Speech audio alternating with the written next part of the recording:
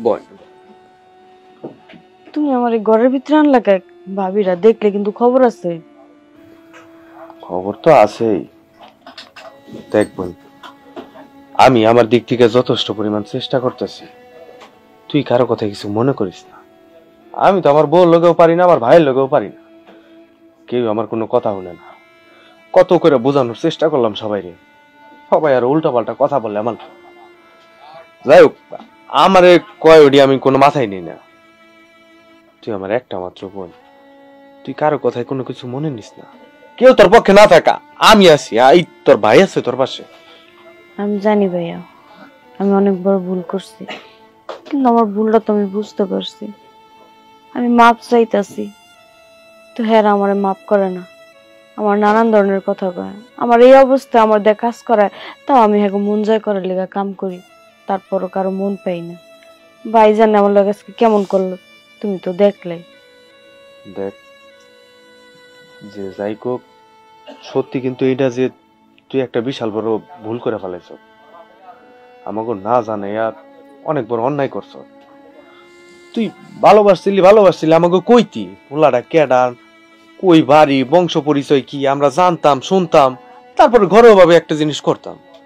তুই যেটা করছ এটার লিগে তো আমরা অপমান হইছি, আর ওইটার খেসারত হিসাবেই এখন তোর উপরে সবাই মিলে অত্যাচার করতেছে। যাই কাপন, তুই এটি না মনে কিছু নিস না। আর ওই ভাইজান তো জানোসই, ছোটবেলা থেকে একটু গাঢ় প্রকৃতির মানুষ, এর তো আমি অনেক বোঝানোর চেষ্টা করি, আমার কোনো কথাই শুনে না। তুই আর কথায় কিছু মনে করিস না, আমি আরে বুঝাইতেছি।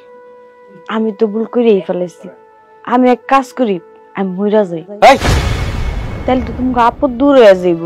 চুপ কর, কি উল্টা পাল্টা কথা কইতেছ? হ্যাঁ, তুই মরবি কেন? খবরদার আর একবার এইসব কথা ভুল করে চিন্তা করবি না। ওই কি তোর একা সন্তান নাকি? ওই আমার রক্ত না, ওই আমার ভাগনা না। মরণ কি এত সোজা? আমি আছি, দুনিয়ার কেউ তোর পাশে না থাক, আমি থাকবো। আমি কি করুম কও? একটা মানুষ না খায় কতক্ষণ থাকতে পারে? বাবির আমার ঠিক মতো খাইতে দেয় না, এই সময় তো একটু ভালো মন্দ খাওয়া লাগে, আমার ভাত কটা পর্যন্ত খাইতে দেয় না, আমি কেমনে বাঁচুম তুমি কও?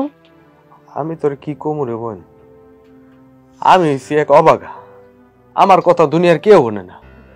আমি আমার নিজের রক্তের বাইরেও বুঝাইতে পারি না, আমার বউ আমার কোনো কথা শুনে না। তুই আর কয়টা দিন একটু কষ্ট কর, আমি সবকিছু সবাইরে বুঝাইয়া শোনাইয়া সবকিছু ঠিক করে ফেলাম। তোর যা যা খাইতে মন চাইবো তুই আমারে কইবি, আমি তোরে ফল মূল দুধ ডিম সবকিছু আমি তোর সবকিছু কিনা খাওয়াবো। ওই তোর ভাবি যাতে না জানে, হ্যাঁ, আমার খালি কইবি, আমি তোরে লুকাই লুকাই সবকিছু আইনা দিব।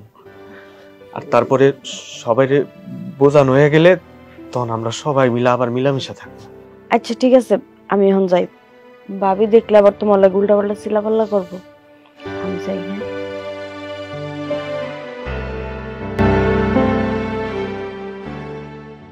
মা, আমি না আর ব্যথা সহ্য করতে পারতেছি না। তুই ঘরে চল, ওইখানে আর কষ্ট করে তোর থাকুন লাগবো না, আয়।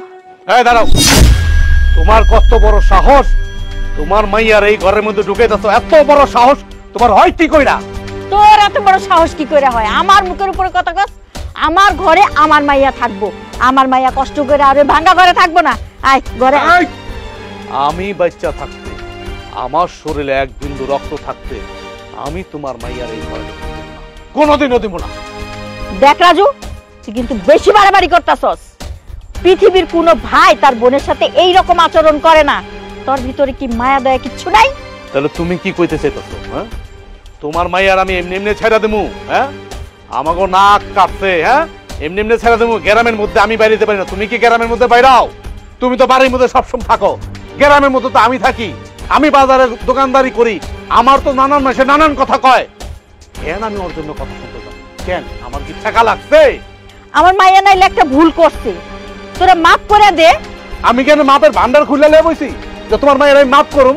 আমার কাছে অনেক ভান্ডার আছে, মাপের ভান্ডার।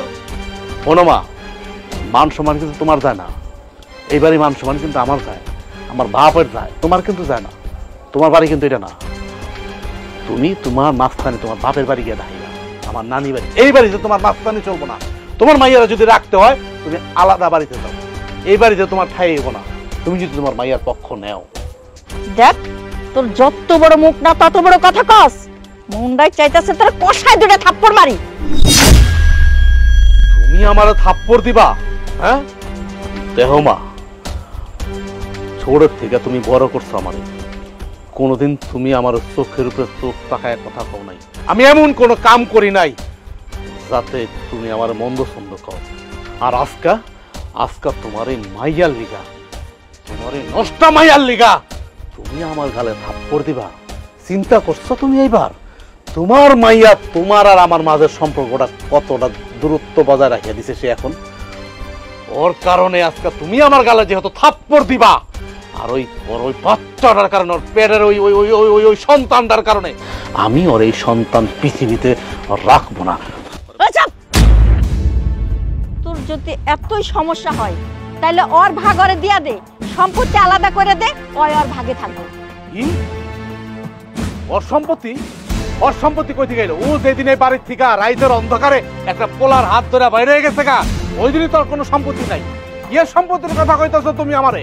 তুমি এটা কেমন কথা কইলা? মাইয়ারা দিয়া দিন বাচ্চে অগবক বিয়ার সম্পত্তিতে পাইবে আমি আর আমার ভাই। ওই কি সম্পত্তি পাইবো? একদম ফালতু কথা কবি না কিন্তু মা, কইয়া দিলাম। দেখ পুরো ফালতু কথা কবি না। এই বাড়ি ঘর আমার নামে, আমি আমার মাইয়ারে অর্ধেক বুঝাই দিব, তারপরে দেখি তুই কেমনে ওরে বাড়ি থেকে বাইর করস। অর্ধেক সম্পত্তি বুঝাই দিবি তোর মাইয়ারে? তুই কি মনে করছো আমার একটা রূপ দেখছিস না আর একটা রূপ দেখাইছ না? তোর মাইয়ার কারণে একটা তোর লগে আমার হাতাহাতি অবস্থা। চিন্তা কর, তোর মাইয়া কত বড় নাগিন, তোর মাইয়া কত বড় শয়তান। এত বছর পর এই বাড়িতে কেন? আমি এখন বুঝছি তুই এই বাড়িতে ঢুকছ সম্পত্তি লেগে না, এটা তোর একটা সাজানো নাটক, প্ল্যান আছিল, তাই না? ভাইয়া এখানে আমার কোনো বুদ্ধি আছিল না। বিশ্বাস করো আমি মায়ের কোনো কান পড়া দেই নাই। এই সম্পত্তির উপর আমার কোনো লোভ লালসা নাই। আমার খালি বাচ্চাটা হইতে দাও, তারপর আমি হিন্দু জামুগা। ওই যে থাক দিয়া মাছ রাখিস না। তোর সমস্ত কিছু আমার বুঝা হয়ে গেছে গা। তুই মারে কান পরা দিস আর মায়ের আমার লোক সম্পত্তি ঠিক আছে, সম্পত্তি নিবি না? তুই কোনো চিন্তা করিস না, আজ থেকে আমি তোর পক্ষে। দেখি রাজু কি করে। আয় তো তুই ঘরে আয়। আমার বাপ মা তোর মতো বেড়ার লোক আমার বিয়া দিয়ে আমার জীবনটা নষ্ট করে দিছে। কথায় কথায় যে আমার বোনের এনে খোটা দেস। তোর বোন কি করছে ভুলে গেছ? হ্যাঁ তোর বোনে তো রাত্রে অন্ধকারে এক পোলা রাত ধরে পালাই গেছিল, তারপরে তো বাচ্চা পেটে নিয়ে ঠিকই আইছে। তোর বাপে তোর মায় আরে মাইনা নিছে না? মাইনা নিয়ে তো গোষ্ঠী সুদ দেন ঘর জামাই খাওয়াইতেছে। এদিকে আমি জানি না মনে করছ? কি হইছে? আমার বোনের জামাই আছে বুঝলাম, আমার বাপ মা আমার বোন রে হুদ্দা 14 গোষ্ঠী হুদ্দা খাওয়াইতাছে, ভালো করতেছে। তোর বোনের জামাই রাখো আমার দেখা, ওরে তো কয়দিনের লগে নিয়ে যাইয়া ব্যবহার কইরা বাচ্চা পেটে দিয়ে ছাইরা দিছে। আবার বড় বড় কথা কর তুই। তোর বোন যেই পর্যন্ত এই বাড়ি থেকে না বাড়াইবো সেই পর্যন্ত আমি তোরে তুই কমু, পারলে তুই কিছু করিস। আমার বোন যতদিন মন চায় এই জায়গায় থাকবো, আর আমার বোন যা খুশি তাই করবো। তুই চুপচাপ মুখ বুঝে সহ্য করবি, আর যদি না করতে মন চায় কার ধাক্কা দেয়া তোর আমি তোর বাপের বাড়ি পাঠাই দিব। কি তুই আমার এত বড় কথা কইলি? তুই আমার গাড় ধাক্কা দিয়ে এই বাড়ি থেকে বাইর করে দিবি? তুই আমার বাঞ্জা কইলি? ঠিক আছে, তোর বোন কিভাবে মা হয়, কিভাবে বাচ্চার মুখ দেয় এটাও আমি দেখা নিমু। আমি এটার প্রতিশোধ না নিয়ে ছাড়ুম না।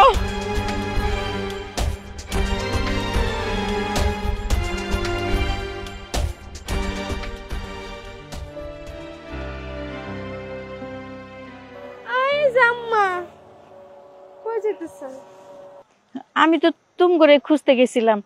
সন্ধ্যার সময় তোমরা কই গেছিলা? আমরা জাহার নামে চৌরাস্তায় গেছিলাম। আপনার সব কইতে হইব নাকি? আপনি কে লেগে আমাকে খুঁজতেছেন হেডা কোন? বৌমা, আমার মাইয়াটার উপরে তোমরা একটু রহম করো। আমার মাইয়াটা কই যাইবো? আপনার মেয়ে কি চুরি করছে না ডাকাতি করছে? আমরা রহম করার কে?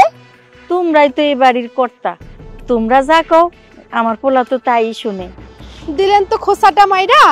আপনার স্বভাবই আঙ্গুরে খুসাটা মারা, এছাড়া তো আপনি কিছুই করতে পারেন না। আপনার পোলা আঙ্গুর কথা শুনে মানে আঙ্গুর উপরে কেমন অপরাধ দিবেন ওইটাই আপনার চিন্তা ভাবনা থাকে। আপনার মেয়ে যে এত বড় একটা অপরাধ করলো, কই আপনার মেয়ের তো আপনার কিছু কইলেন না, সবসময় তো আঙ্গু দুই বউরে কথা শোনাইতে থাকে। হ্যাঁ শোনাই বই তো, আমরা তো আবার হ্যার মাইয়া না। না না, এইসব কি কও, তোমরা তিনজনেই তো আমার মাইয়া। খবরদার, একদম আপনার ওই কলঙ্করি মাইয়ার সাথে না আঙ্গু দুইজনের তুলনা দিবেন না। আপনার মাইয়া কান না কোন বেডার সন্তান পেটে গর্ভে নিয়ে এই বাড়িতে আইয়া জুইরা বইছে, সেটা কি আর আমরা জানি? আমরা তো আপনার মেয়ার মতো দুশ্চরিত্রা মানুষ না। আমরা আঙ্গু জামাই লগে সংসার করে খাই। আঙ্গু জামাইও যদি আঙ্গুলে লাথি উষ্টা দিয়েও যদি বাড়ি থেকে বাই করে দেয়, তাও আমরা আঙ্গু স্বামী পায়ের তলে পড়ে থাকবো। আমরা আপনার মাইয়ার মতন বাপের বাড়ি যাইয়া বায়েগো ঘাড়ের উপরে বইয়া খামু না। দেখেন গা খোঁজ নিয়া আপনার মাইয়ার লগে আসলে কোনো পোলার বিয়ে হয়েছে কিনা, নাকি কোন কুকর্ম করে আইছে আল্লাহই জানে। আমারও এটাই সন্দেহ হয়। বৌমা, তোমরা দয়া করো, এমন কইরো না। দেখেন আম্মা, এত বেশি কথা কইেন না, বুঝছেন? আপনি বাড়ির থেকে ওই আপদ বিদায় করেন। আপনি যদি বিদায় না করেন না, আমরা দুইজনে মিলে ওই আপদের ঘাড় ধইরা বাড়ি থেকে বাড়ি করে দিব, কয়ে দিলাম। কিন্তু ঠিক আছে না ভাবি? লও যাই।